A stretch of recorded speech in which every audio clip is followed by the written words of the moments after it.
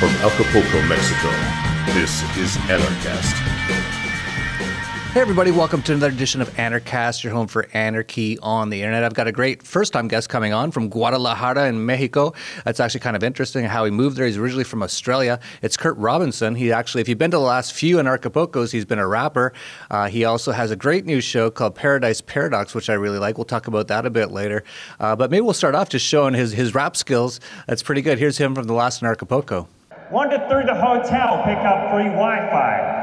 Free your imagination, travel through your mind's eye. Make freedom so common that it seems boring. I forgot my clean underwear. I'm free balling. None of these phony laws, you should believe it. Victimless crime spree, Derek J. Freeman. Free enterprise, drug dealing, you can be boss. And that reminds me, man, one more thing. Free Ross. And as I mentioned, he's also got a great show that I really enjoy, so I wanted to have him on so more people knew about it. It's called Paradise Paradox, and I'll just play like a very short clip of it here so you get an idea of it. One of the things that popped up a lot was people saying, if SegWit comes in, if segregated witness comes in, well, you just wait when segregated witness comes in. And I say, well, hang on. I think it's kind of starting the story in the middle there. Hang on a minute, champ. Because this is kind of like if I say, if I become a millionaire before I'm 25, well, there's a lot of steps that go into the process before that happens. So as you can see, it's funny. Covers a lot of things like cryptocurrencies and liberty and life in Mexico as well. And we're going to get into all that here. But Kurt, before we get started, I got to ask you, how did you become an anarchist? Great. Thanks, Jeff. I've been waiting for years to hear you ask me that question. So thanks so much for everything you do for the liberty movement. It's great stuff. So I guess becoming an anarchist for me, like a lot of people, it wasn't like a single flash moment, like a single moment of realization, like Satori or something like that. It was a series of events throughout my life that eventually led me to this conclusion. So I remember one of the first things was, like when I was 15, 16, I liked to smoke weed. And some of my friends didn't like smoking marijuana. They liked to drink alcohol. And they thought it was just fine and dandy that weed should be illegal and alcohol should be legal. And I could see this huge contradiction there because, for one thing, it's my body. I should be able to say what I do with my own body. And there's no real moral distinction between these two substances. You know, there's nothing that really differentiates them from a moral perspective. And then years later, I guess, well, at that stage, I started calling myself a libertarian, but I only understood this kind of social element of liberty or personal liberty.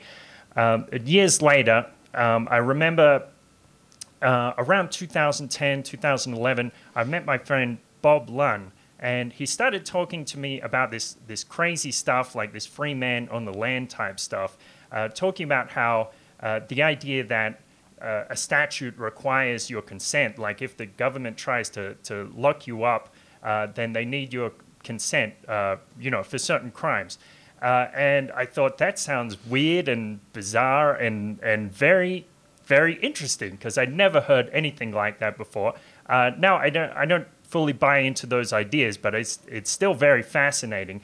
So I became obsessed with it, and I started to research into it. And actually, some of the people that I listen to have been guests on your show, like Mark Stevens and Dean Clifford. Very, very interesting stuff. And I also remember I started reading about these maxims of law. And one of them, which is very important, which I think actually if anybody follows this to its logical conclusion, they will become an anarchist. The idea is we are all equal in the eyes of the law. And so, of course, if you think that through the whole way, you can see, well, taxmen can take things from people without their permission, and somehow they evade liability for that. I can't take something without anybody's permission. If I do that, I will, of course, be liable.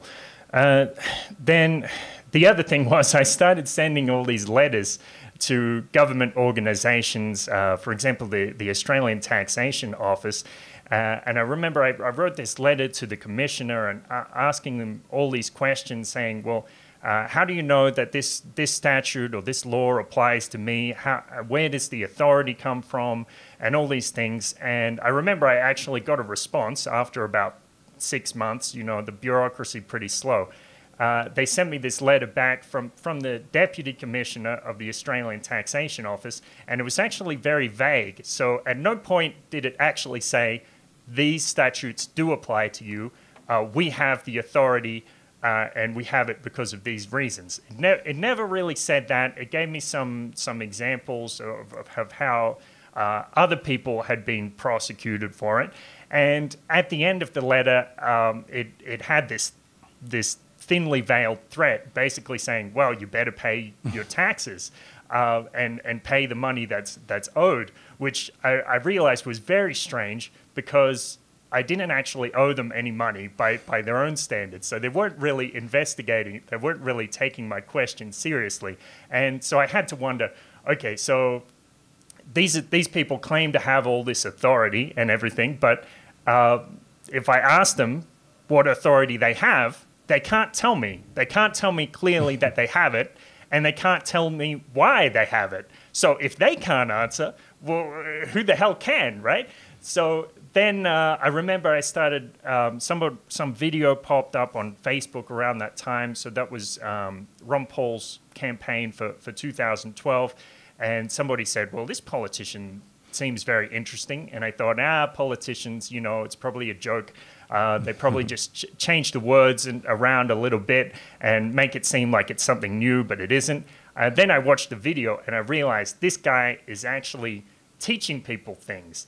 And that's something I had never seen a politician do before or since. So again, I became obsessed and I started watching all of these videos and I started to understand this economic liberty, how actually government regulation, a lot of the time, you know, maybe it has this small effect, this small good effect on the economy, but most of the good things that we have comes from people peacefully cooperating and working out their problems, negotiating, all of these good things. And so then I had all these three pieces, like I understood the personal liberty on a personal level, and I understood the economic liberty, and I even understood this law or philosophical level to some extent. And then I remember somebody sent me a video from back in the day from Stefan Molyneux, back when he was still cool, and talking about how taxation is theft and government is unfit to exist. And I said, yes, that's it. This has got to be it. This is the only way that these pieces all come together. So then I knew, you know, a stateless society has to be the moral way to go. That's great. Yeah, it's kind of funny. A lot of the people out there who sort of the freeman on the land sort of types, or people like yourself, you know, a few years ago, they're just trying to understand how these people own them and how they have the right to their property and how they can tell them what to do.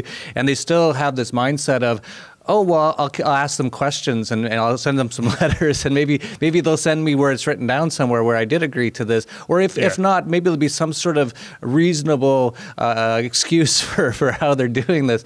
What those people unfortunately don't understand is we literally live in a prison. This is government. There's nothing nice about it. This is incredibly evil and nefarious, and any sort of dealing with them on a level of, oh, well, maybe I'll vote for somebody, or I'll talk to somebody, or I'll just be a good law-abiding tax citizen, and everything will be okay. Well, to an extent, it will be okay if you do every single thing they say and walk very carefully and pay them pretty much everything you've ever made. They might not kidnap you. They might not kill you. They still might, but they might not, because they actually want you to do that. So, you know, it's just sort of that understanding that a lot of people don't have yet of just how evil and nefarious it is, this system. Yeah. So basically, a lot of the free man on the land people believe that maybe they can send a letter and eventually they'll receive a plaque in the mail that says, "Now you are free. You are no longer a subject." But basically, if you want liberty, they're never going to put it on a plaque. You kind of have to take it. Yeah, and the thing that a lot of us talk about is really taking it violently. I'm not sure that's the way. I'm open to the idea because this is how serious of a situation it is, but I'm pretty sure that's not going to work. I think because we need enough people to understand what we're talking about before anything even violent would happen. I really hope it doesn't go violent, but we need so many people to understand that. And by the time they understood it, there wouldn't really be a need for violence because everyone would just stop paying their taxes. When the police rolled in their neighborhoods, they'd be like, "Get out," or "We will actually, force you out because you are on our private property." So in that sense, I guess there could be some violence involved, but it really doesn't have to be this whole revolution of like everyone storming the castle or storming the parliament and hanging everyone. Although that if they wanted to do that, like I'm not going to stop them. That's for sure. It's it's not crazy, but I really don't think that's the solution. What do you think is sort of the solution? Yeah, well, I think violence, storming the palace or whatever, and stealing the king's crown. I don't think that's going to strategically. I don't think that's a very good idea. Though people could probably make a case that it's justified morally. I think strategically, the better way is just to change minds piece by piece. And I know you're familiar with the work of Sterling Lujan, and he's got some great ideas about how we can basically embrace our better nature and be kind to people, and how that helps us spread this great message. Yeah, I know you're into things. I don't know how much you're into them, but I've seen you talk about them on your show, things like ayahuasca and all that. And so it appears you're quite open to the sort of conscious awakening sort of idea. And what do you think of the idea that government is almost just the result of a unconscious humanity? So we're, in many ways, I believe that we create our own reality on a mass scale, on like 7 billion people all creating their own reality. Is it possible that we actually, because we haven't awakened enough consciously, we actually created this situation? Yeah, I don't know exactly what extent that's true, but I know it's probably true on some level.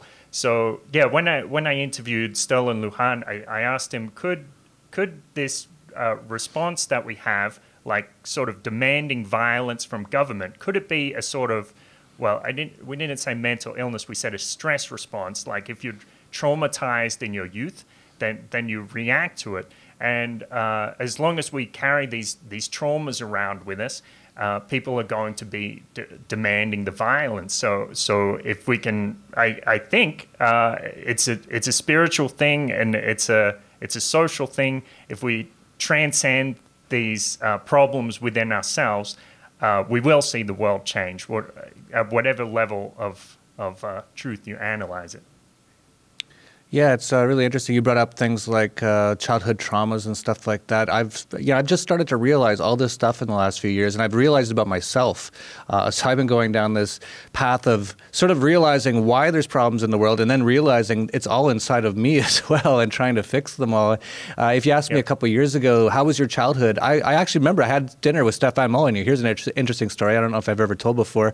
It was about 5 years ago. I was in Phoenix or somewhere in the U.S. It was at some sort of conference. I think it might have been a KC research conference, and Stefan Molyneux was there, and I was a big fan because back then he was an anarchist and he was really smart and he had all these great ideas and philosophy and all that kind of stuff. And I said, "Hey, do you want to go for dinner?" He said, "Sure." I was like, "Oh, that's great. I'm so excited to hang out with you." We hung out. He said, typical Stefan Molyneux style. He's like, "So, how was your childhood?" And I was like, "Fine." And he was like, "Well, tell me a bit more." And we got talking. About an hour later, he had me thinking, I wasn't convinced at that point, but he had me thinking maybe my childhood wasn't great. And then I was like, "Oh, it's just Stefan Molyneux. He seems to be able to do that with everyone." But what I've realized over the last couple of years is I got more into everything, just trying to heal myself in every single way. And I've just started scratching the surface. It's takes years and years. I've already been doing it for 2 years, and I think I'm just starting now.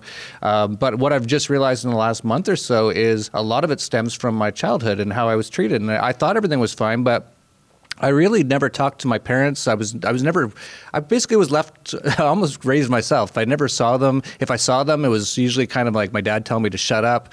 I got beat up a little bit every now and then, but not too bad. But basically, they weren't ever there. They're working the whole time, which is sort of a thing with the whole way the system's set up as well, is to get both parents out of the house.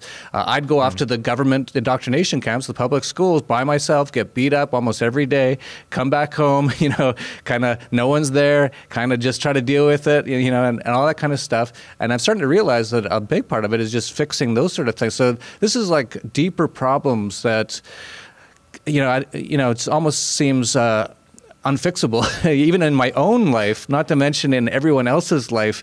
But I guess we got to start somewhere, right? Yeah, that's right. Well, I guess these things, they're buried in our unconscious to some extent, and we don't know. Well, we don't know what we don't know, and we don't know how much these things affect us. And when we first become conscious of them, they can seem, like you said, this insurmountable obstacles. But we can, in my experience, we can overcome our pain, and we can even transmute our pain and turn it to our advantage. Well, that's hopeful. I haven't seen that quite yet, although I have had many amazing sort of epiphanies over the last few months or even the last few years, even after the first time I did ayahuasca, the first time I did iboga. I'm not saying it's just psychedelics, but I've been doing every possible thing you can imagine, including hypnosis therapy, meditation's been huge, all kinds of things, all kinds of health-related things as well. I've started realizing that if my physical body wasn't quite well, then my mental health was not well. It's all related. And then if you don't have your mental health quite well, then you're never going to even get close to any sort of spiritual sort of awareness or consciousness or anything like that. So it's all tied together. It's been quite a deep, long road that I'm still, just like I said, just starting on. But it has been worthwhile. I wouldn't do it if it hadn't been. But it's something. So for people out there, look into yourself as well. Don't just look at the outside world. And like I said, I think we do recreate our own reality to an extent. I've seen it so many times in my own life. So if you can fix whatever issues you have inside, you might see the outer world all of a sudden just magically change. It's all seems to be related. Yeah. yeah. Well, yeah, I've taken ayahuasca twice, and it was, especially the first time, it was a phenomenal experience. It was like this big discourse on love, and it was even like ayahuasca had this sort of lesson plan for me. Like I teach English, so it was like ayahuasca was sort of mimicking me, I guess, or it was like, okay, well, I'll present things to you in the way that makes sense to you. And so I had all these little pieces of the puzzle, things about like my ex-girlfriends and my parents and friends that I'd had.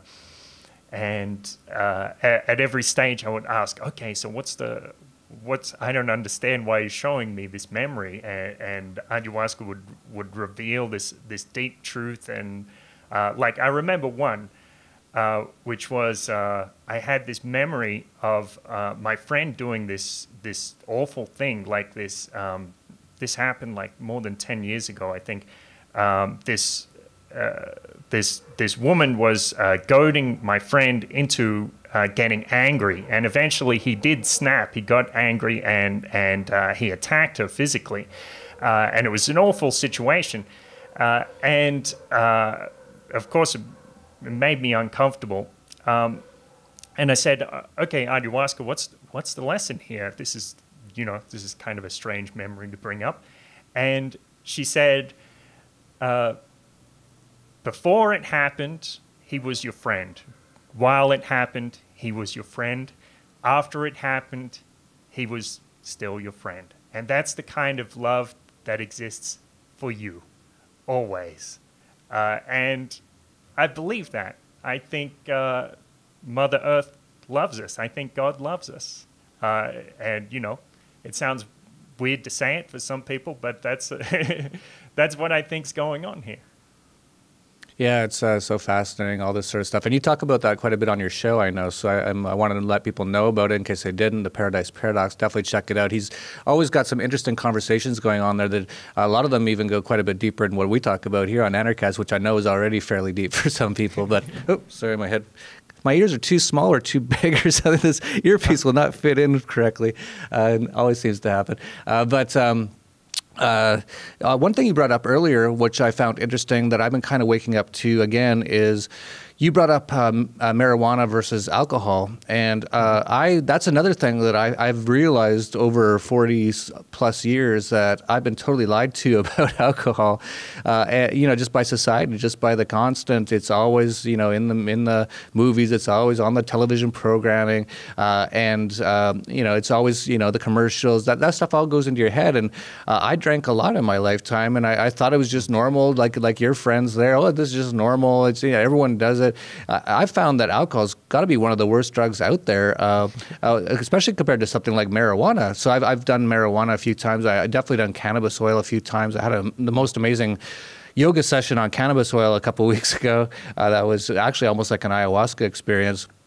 So what I've realized is they want to keep things like marijuana out of the hands of people because that will actually open your mind quite a bit. Whereas alcohol, all it really does is it lowers your vibration, gets you into this very sort of dumbed down sort of a state. You can't really think very well. You can't really do much. You kind of feel like fighting a little bit. Some people, they don't mind that at all. And then I looked into it even more recently. This is just very recently. And things like they call it spirits.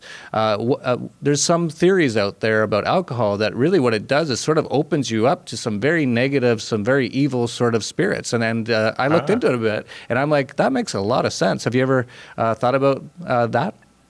No, I don't think I've ever had any experience with. Well, I'm trying to think.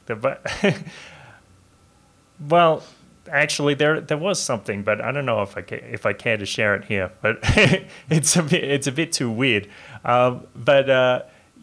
Yeah, I wonder if that's possible because when you drink, if you drink excessively, you get blackout drunk and you don't remember what happened. And this is one thing that it said that I looked into just briefly. Yep. It said when you get blackout drunk, it's actually your spirit leaving the body because it's such in a negative, low vibration state that it can't stay there, so it leaves. That's what I heard, and I was like, that actually makes some sense because I've gotten that way, and I turned into a different. That's not me anymore, and I don't even know what that person's doing. So that's pretty crazy. But go ahead. Yes.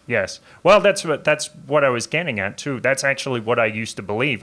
When I got blackout drunk, I used to say, "Oh, my soul left last night," or "I was somewhere else." And if your soul does go somewhere else, or your body is a little off, your consciousness obviously isn't fully there because you're not recording memories. What else could be getting into you? I don't know. That's just kind of speculation. Yeah, it's something to think about, though. So this is all new information to me, and when I heard about it, I was like, this makes a lot of sense. Why haven't I heard these ideas before? Like they could really try to make sure you don't hear these ideas, and just put on your sports games and drink your beer, but marijuana, don't do that. That's really bad. Well, that's what Bill Hicks used to say. He used to say, isn't this just a huge coincidence? How all the drugs which do nothing for you and keep you stupid and unhealthy are legal, and all of the ones which open your mind a little bit and give you this fresh perspective are illegal. Isn't that funny? Yeah, and then he was quickly dead after that, so you got to wonder. He was the one who had the whole thing. Why do all the people who tell us the truth, they quickly die? And he brought up, none of these people I'm going to mention are perfect, but he brought up people like John Lennon and Gandhi and people like that. And then he basically, if you ever look at his last sort of comedy bit thing, he ended it with a statement that I still think is one of the best statements about what life is. And he's like, I don't remember the exact thing. I could actually maybe even put it in this video if my video guy finds it. Something about life is it's just a ride. It goes up and down, and it's very brightly colored. Roller coaster ride. Yeah. Yeah. So maybe we'll throw that in because it's so beautiful. The world is like a ride at an amusement park, and when you choose to go on it, you think it's real, because that's how powerful our minds are. And the ride goes up and down and round and round. It has thrills and chills, and it's very brightly colored, and it's very loud, and it's fun for a while. Some people have been on the ride for a long time, and they begin to question, is this real, or is this just a ride? And other people have remembered, and they come back to us, and they say, hey, don't worry, don't be afraid, ever, because this is just a ride. And we kill those people. Shut him up. We have a lot invested in this ride. Shut him up. Look at my furrows of worry. Look at my big bank account and my family. Has to be real. It's just a ride. But we always kill those good guys who try and tell us that. You ever notice that? And let the demons run amok? But it doesn't matter, because it's just a ride. And we can change it anytime we want. It's only a choice. No effort, no work, no job, no savings of money. A choice right now between fear and love. The eyes of fear want you to put bigger locks on your door, buy guns, close yourself off. The eyes of love instead see all of us as one. Here's what we can do to change the world right now to a better ride. Take all that money we spend on weapons and defense each year and instead spend it feeding, clothing, and educating the poor of the world, which it would many times over, not one human being excluded, and we can explore space together, both inner and outer, forever. So yeah, he did that, and then very quickly after that he was dead. You just have to wonder. I've sort of got these ideas that life is sort of this matrix thing, if you kind of tell too many people what's going on, I don't know if you get killed by the bad people, or if you just have risen to this level of consciousness that you can't really even exist on this physical level anymore. I think it's one or the other from what I can tell. Maybe it's a bit of both. Like maybe I like to think about this quote from the movie Jacob's Ladder, and they say it's a quote from Meister Eckhart, but it's not true. But in the movie, the guy says, so you see all these demons everywhere and everything. Actually, they're angels, but the fact that you can't let go of your body makes them appear like demons. So when these angels are separating you from the things that you think are important to take you to this other place, they appear as evil, but they're actually just like these forces of nature. So that's one thing I've started to realize more and more, is everything is not what it seems. and it just gets so confusing to the point you just almost want to give up. But it also is fascinating at the same time, the more you look into this. But most people never even think about this stuff, right? So that's sort of the path I've been on for the last few years, is just thinking about all this stuff. And it's pretty wild. It's like I don't really watch many movies. Like you mentioned Jacob's Ladder or whatever. I've never heard of it. I don't watch many movies because I sit down and I watch them like, this is nothing compared to what's really going on in life. Like this does not compare. Like life is far more interesting than anything they could put on a TV screen. Yeah. Well, I wanted to tell you. I was writing some notes before the interview, and one thing that I thought was important is just to say, life is wonderful. And I was thinking this morning as I was walking down to the gym, and I started imagining like, what would my experience be like if I was seeing all of these things for the first time, and my eyes started to get a little bright, and I felt like a child. It's like, you know, if you're a country boy, the first time you go to a city, or the first time in a new country, you start looking at all of these things with fascination, and you're like, this is all of these colors and shapes and patterns, everything, everywhere. It's amazing. So I think that experience is available to us all the time, and we can enjoy that. The glory of being, the glory of experiencing things. It's like life is this great.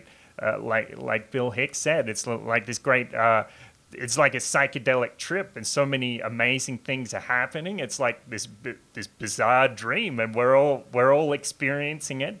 But everything that you experience is just for you in that moment, and it will never be repeated. And you know, enjoy it. Yeah, that's one thing I hear quite a bit, that I should do that. I even remember I saw you talk about that on your show, and I should try to do it a little bit. So I walked into the room and I did what you said. I saw a lamp and I called it something. I called it a water bottle. I just called it something else. It didn't work for me because I still can't. I don't know. I don't know if I'm full of. I don't know what's wrong, but I'm still trying to get to the answer, and I want to be like that. I know people like that. I've met them now, and every day to them is just a wonderful adventure. and what I've heard about some things is some people go, well, you got to get rid of fear. That's the issue with most people. I don't think I have much fear. I could be wrong, but I don't wake up and I feel fearful about anything. I'm not scared of the government. I'm not scared to die. Actually, I look forward to dying because I'm kind of not very happy on most days.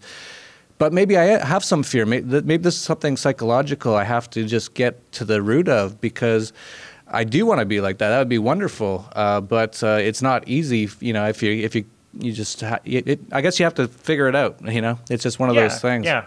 Well, this is my opinion. I could be completely wrong. I don't think it's necessarily about fear. What I guess is a kind of emotional block. Like you don't want to open up and feel all these all these crazy emotions. Not exactly because of fear, or maybe fear has something to do with it, but it's like this unconscious thing. Like you shut yourself off to these experiences. And someday you'll probably break through it, and that makes a lot of sense. I've been told that a lot by shamans. I've been told it by therapists. It's like, you got this huge block, and they always say it's right around my heart. Right, right. Well, I had the same thing. Just got to keep working at it, I guess. Yeah, I had a similar thing with my first ayahuasca trip. I remember it was like ayahuasca was knocking on the door, and she kept saying, "Look, listen to me. When people care about you, that's something important." And I was like, "No, it's not that important. It's no big deal." And she tried like 3-4 times, and I remember hearing this little voice saying, "Gee, you're a hard nut to crack, aren't you?" And then eventually it came like just overwhelming, like, "Oh, feel it, feel the love, feel it, it's all around you." And when the message was like with my parents and with my friends and things, that when they do care about you, like, that's not something that happens every day. When someone actually wants to share their life with you, wants to hear what you have to say, that's something special. So that was my experience. Yeah, it's interesting. Yeah, you've actually been teaching me a lot here. It got me thinking about what. Yeah. I think I do close off a lot of stuff. I think I am afraid to fully feel. Yeah, that's interesting. I didn't know this was going to be a psychological therapy session, but thank you for mentioning that. I needed to remember that so I can continue to work on that. But let's get into your life in Mexico there, because you were from Australia. You somehow ended up in Mexico. I see you on Facebook all the time. You seem to be really enjoying it. So what's the whole story behind that? Yeah, well, the reason I came to Mexico, I guess it's kind of this long series of coincidences. My buddy Aaron Battle, who I used to do the podcast with, now he's kind of taken a step back. I remember we were working together, knocking on doors like 10 years ago or more, and he's Mexican-Australian. And I remember he said to me this thing about how when he meets his white cousins, and this is an oversimplification, but when he meets his white cousins, their attitude is, "What can I take from you? What value can I extract?" But when he meets his brown cousins, they're like, "What can I offer you? How can I help you? What can I do to make your life complete?" And I was moved by that. At that point, I'd never been to Latin America, and when I came like around 2011, I came to I went to Colombia. And I found that it was true. People are so open and hospitable and full of love.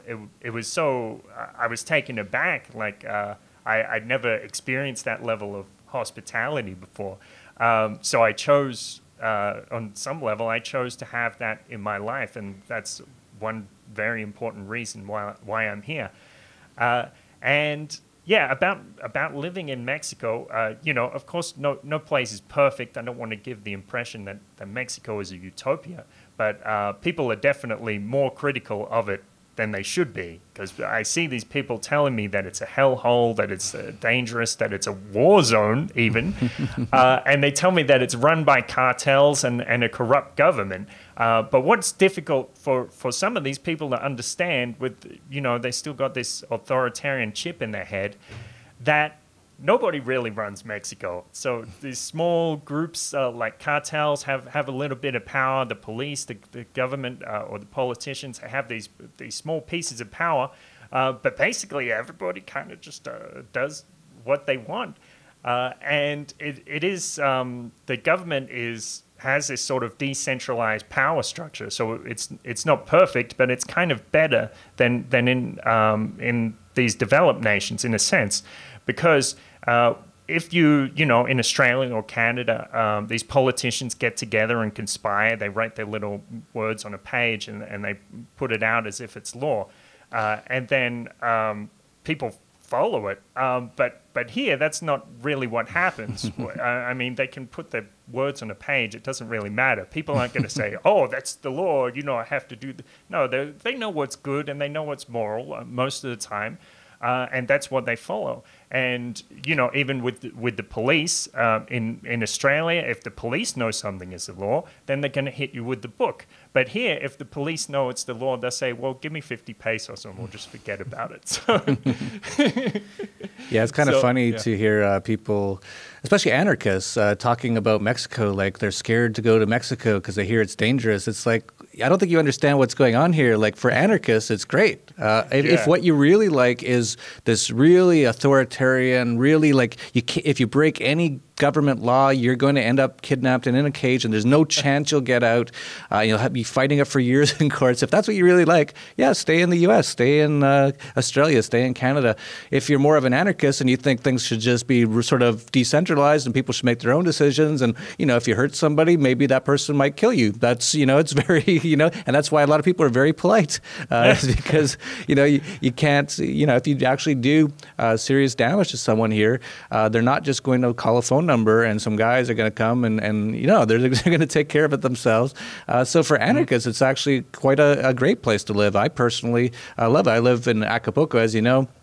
It's been called for a number of years by the CIA the fourth most dangerous city in the world, and I never feel safer than when I'm in Acapulco, because I know the cops there's no cops, and if there is cops, they're never going to bother me. And I know that the people that people think are super dangerous, which would be mostly cartel people, they have no interest in bothering me. It's like, I'm not doing anything to, and if anything, I support their business. Like, oh, you're providing plants to willing voluntary customers? Great. If you need any help from me, you need a website or something, I don't know. Maybe I can teach you about Bitcoin so you can get around the U.S. dollar fiat currency stuff. Great. Yeah. You know, so we're basically friends. It's fine. Yeah. Yeah. I remember I had one experience I wanted to mention when a buddy of mine has a lot of relatives in the police force, and we were at this New Year's party, and I met these people before, and one of them stopped me, a police officer, off duty obviously, and he said, hey, I love that stuff you post on Facebook. And I was like, really? What stuff? And he said, well, this stuff about the government. You're right. It's got to go. So, you know, even the cops are anti-authoritarian to some extent. Yeah, like most of the cops that I've ever sort of run into or met, they almost feel apologetic because they're doing that job, and they're kind of like, I needed to make some money. You know, it's still got this sort of like very anti-government sort of feeling about it all, and that's how most people think about cops. Like, I actually know a number of people here in Acapulco who are local Acapulco people. They're like, you know, if the cops ever do pull you over, which is quite rare, you know, give them like 50 pesos or something. They barely make any money. So it's almost like they're street beggars with guns, basically, and they're kind of not. They're kind of nice guys in general. Like, I know a few people who have gotten pulled over and they just took the cop to a local bar and they had a couple beers, and, you know, that was his sort of, you know, what he had to do to get out of the issue. You know, it's kind of just, I much prefer it to the U.S. where, oh man, if you get pulled over, you know, just cross your fingers and don't make any sudden moves. You might get killed. Yes. So yeah, well, I do try to remember. Like for years, I had this attitude. Like whenever a cop was around, I was like, oh, who's this, authoritarian asshole or whatever. But I do try to remember, and I think it's easier to remember in Mexico that this person has a life. He probably has a wife and kids or a family that he cares about. He's just a person, just like any one of us. And I see a Mexican policeman, and I remember he's a Mexican first. He probably has that Mexican hospitality. So they do have hearts. They are real people, and I think we do need to treat police like real people, to be more compassionate towards them, so we can show them the error of their ways.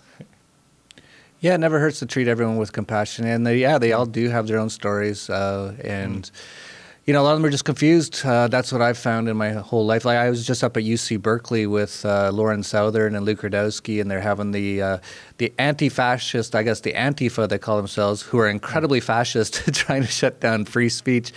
And I was kind of watching both sides, and I sided more with the free speech guys. Obviously, there was, I'm obviously for free speech, but some of them were Trumpites and stuff like that. And I was looking at them, and I was like talking to them, I'm like, I see why you think you should support Trump, but you got it wrong. And then you talk to some of the commies, they're really screwed up in the head, but you can kind of see they had this like bad childhood or something, and their dad told them they're worthless and they couldn't make any money, and then they end up in these schools and they're taught this government indoctrination about socialism and capitalism's bad, and they're just doing what they think is best, and it's just all kind of sad to see. But I didn't see anything get solved by them all beating each other up that day. If anything, if they could just sit down and talk to each other, they'd probably come to a lot better understanding. But that's sort of the state of most people today, or a lot of people, is they can't even get to that point of even talking because they're so screwed up through all the indoctrination, all the damage that's been done to them in their lives. But yeah, they are real people.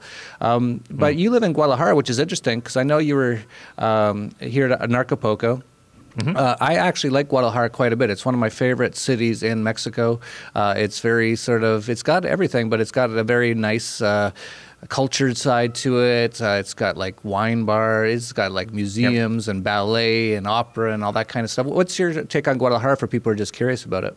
Yeah, it's a great city. So it's the second biggest city in Mexico, but it doesn't seem like a big city. Like there aren't many skyscrapers or anything like that. So it does seem like it has a kind of small town feel to it. And I lived in Melbourne for about 6 years, and that's like the cultural capital of Australia. And Guadalajara is like the similar sort of thing in Mexico. So there is a lot of like I go down the street on the weekends, and I see people break dancing in the street or rapping, and there's like a clown performing and all this sort of thing. And also, one thing that Guadalajara is famous for is the women. The women are exceptionally beautiful. Yeah, I do remember that. That's probably why I remember I like Guadalajara so much. Yeah. Yeah, it was. It's a very, very nice place. So for people out there who's curious, you're dropping by, let Kurt know if you're ever at Acapulco. We have a whole group of anarchists here as well. I think you're quite close there to Puerto Vallarta, right? Yep. It's like, they're building a highway. When the highway gets completed, it should be like 2 hours. Now it's like 6 hours by bus.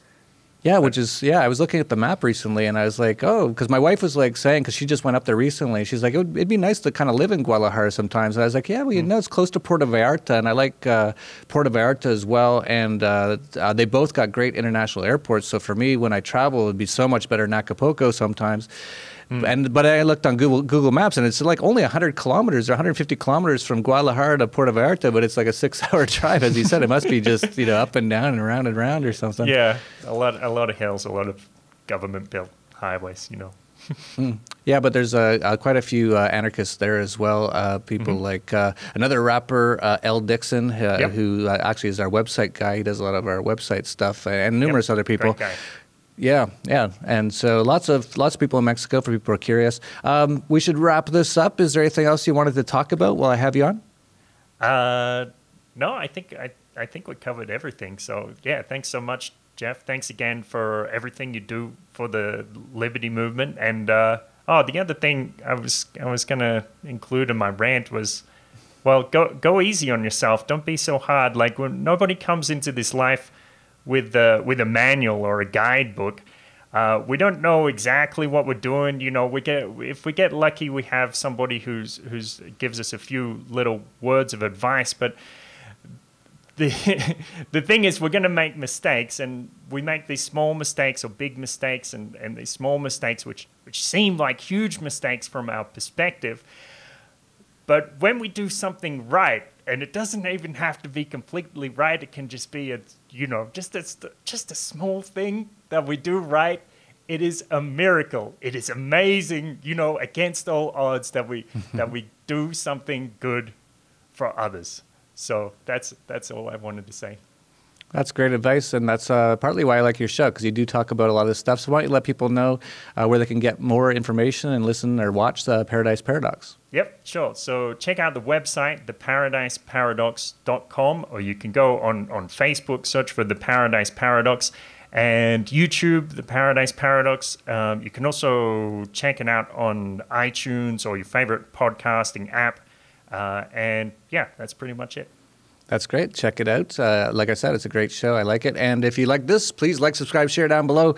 Got to get this information out there to more and more people in many ways. So this episode was great in that we talked a lot about deep stuff as well. And I think that can help a lot of people. And so please just like and subscribe and share. That really helps out. And check out Kurt's show as well if you like that sort of information. And that's it for Anarchast, your home for anarchy on the internet. Peace, love, and anarchy.